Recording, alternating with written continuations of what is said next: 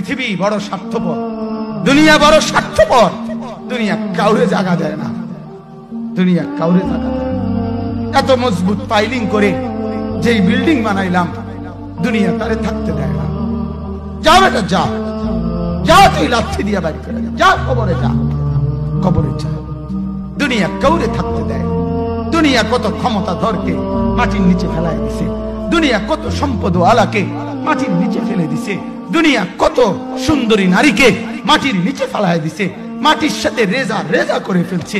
আজ আর চেহারা নাই, আজ আর রূপ নাই, আজ আর যৌবন নাই, আজ আর ক্ষমতা নাই। এমন বাদশা ছিল পৃথিবীতে যার হাতের আঙ্গুলের ইশারায় মানুষের গর্দান উড়াইয়ে দিত, যার হাতের ইশারায় উঠত মানুষ, বসত মানুষ। আজ বাদশারা নাই, আজ সম্পদওয়ালারা নাই, আজ মালওয়ালারা নাই।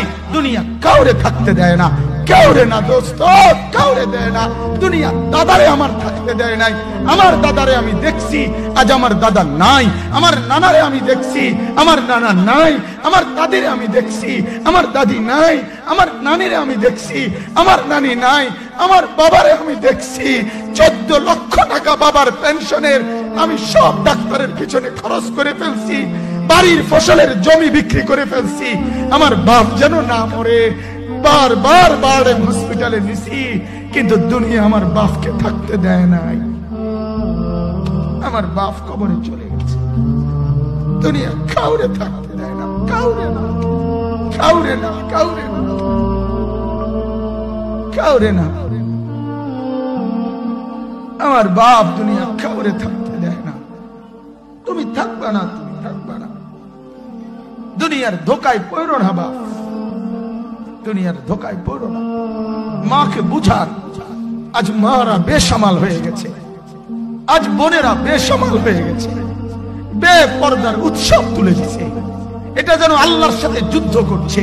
আল্লাহ করোনা না, তুমি আরো কিছু দাও, আমরা বেপরদিকে ছাড়বো না।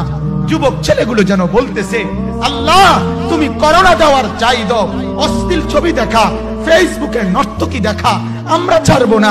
দেখি তুমি কি করতে পারো, তুমি যা করার করো। দোকানদার ব্যবসায়ীরা হারামের লেনদেন করা বন্ধ করছে না, সুদখোর সুদ ছাড়ছে না, ঘুষখোর ঘুষ ছাড়ছে না, নাফরমান আর জিনাকার ব্যভিচারী এরা কেউ কিছু ছাড়ছে না। বেহায়ার বেপর্দা নারী তার অশ্লীলতার বেহায়াপনা ছাড়ছে না।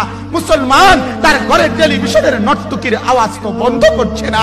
হায় করোনা কিভাবে যাবে, আযাব কিভাবে যাবে বলেন, বলেন, বলেন আপনারা। আমার বাপ ফেরাউনের উপরে তো আযাব এতদিন ছিল না, নমরুদের উপরে আযাব এতদিন ছিল না, সাদ্দাদের উপরে আযাব এতদিন ছিল না, কারুনের উপরে আযাব এতদিন ছিল না, লূত আলাইহিস সালামের কওমের উপরে আযাব এতদিন ছিল না, হুদ আলাইহিস সালামের কওমের উপরে আযাব এতদিন ছিল না, নূহ আলাইহিস সালামের কওমের উপরে এতদিন আযাব ছিল না। আজ আমরা মালিককে এই পরিমাণ নারাজ করছি, মালিক এত বেশি নারাজ। আজ 1 বছর হয়ে গেছে, 1 বছরের চাইতে বেশি হয়ে গেছে, কই করোনার মহামারীর আযাব তো যাচ্ছে না, গেছে গা বলে। আমাদের লক্ষ লক্ষ বাচ্চার পড়ালেখা বন্ধ, এরা নষ্ট হওয়ার চূড়ান্ত পর্যায়ে পৌঁছে গেছে। মোবাইল এদেরকে শেষ করে দিছে, লক্ষ লক্ষ ছেলে। গতকালকে এক মা আমার আত্মীয় ফোন দিয়া বলতেছে, সকাল 10টায় বাচ্চাটা ঘর থেকে মোবাইল লইয়া বাইর হইছে, রাতের 10টায় মা তারে ফোন দিয়া বলছে, বাপ ঘরে আসতি না, ভাত খাইতি না। বাচ্চা তারে বলতেছে, তোমার অসুবিধা কি,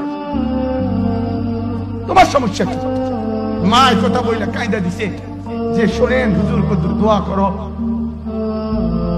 এক বাচ্চা, এক ছেলে, সে যদি তার মাকেই কথা বলতে পারে, তার মানে গুনাহ তারে এত মজা দিয়া দিছে, ফেসবুক তারে এত মজা দিয়া দিছে, ইউটিউব তারে এত মজা দিয়া দিছে, নর্তকী তারে এত মজা দিয়া দিছে, গুনার দৃশ্য তারে এত মজা দিয়া দিছে, সে মাকে ধমক দিচ্ছে। রাত 10টা বাজলে কি হইছে, রাতের 3টা পর্যন্ত দেখলে তোমার সমস্যা কি? আমার আখিরাত আমি নষ্ট করলে তোমার অসুবিধা কি? আমার জাহান্নাম আমি ঠিক করে নিলে তোমার সমস্যা কি?